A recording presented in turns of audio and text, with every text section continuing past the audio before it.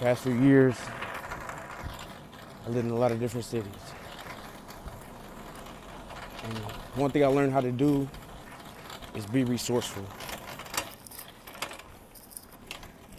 So with that experience and help from God, from the rest of the universe,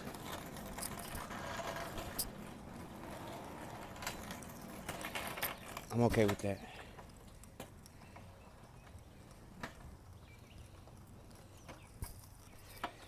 You know, I see it as a beautiful thing.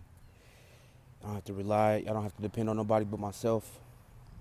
I get to be in nature, which I have a new passion for, which I built a new passion for the past few years. Like, look at this tree.